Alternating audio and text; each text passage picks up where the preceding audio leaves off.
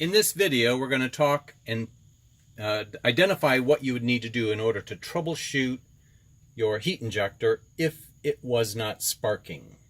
We've had a little bit of a problem with these high voltage transformers here that become a little bit sensitive to extreme temperatures when they're in the trailer and that sort of thing. So if you ever had a problem and you're not sure if you are getting good spark, basically I'm going to go through a video here and show you how to do it. First thing you'll do is you'll pull this little plug off the bottom of your high voltage transformer. It's a little rectangular plug, and you'll probably have to get in there maybe with a little bit of a screwdriver. It comes off a little bit hard, a little wiggling, you'll be able to get it off. You'll see in here there's two parallel ports, parallel tabs that stick onto it. That's where the power goes to it. Now with one of the voltmeters that we've given you when you bought your machine, you should turn it on over into the ohms, and it's times 10. That means it would measure the highest resistance. So what we're going to do is we're going to go over and look to see if these contacts are closed and not closed. So what we're going to do is we're going to put these little meters, these little probes, you'll see how it's wide on one side and wide on the other side. So they'll make it nice and easy for these probes to get into those little holes there. So there, I got them in there. Okay, so now I have those positioned in there. We have the machine on, but we're not going to actually try to ignite it.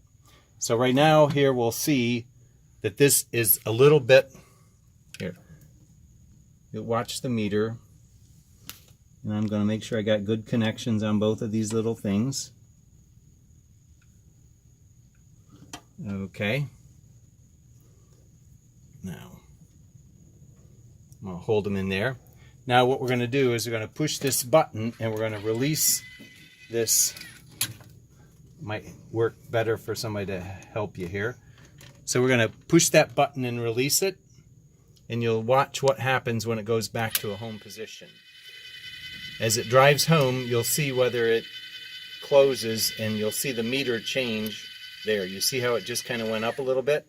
That's when it actually makes contact. We'll try it again.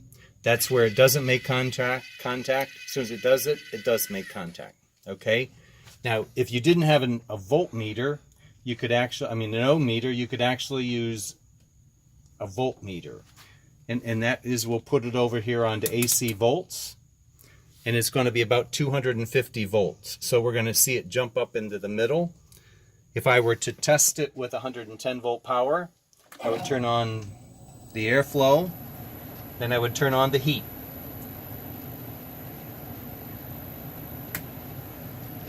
As soon as I turn on the heat, it'll go through all the ignition processes.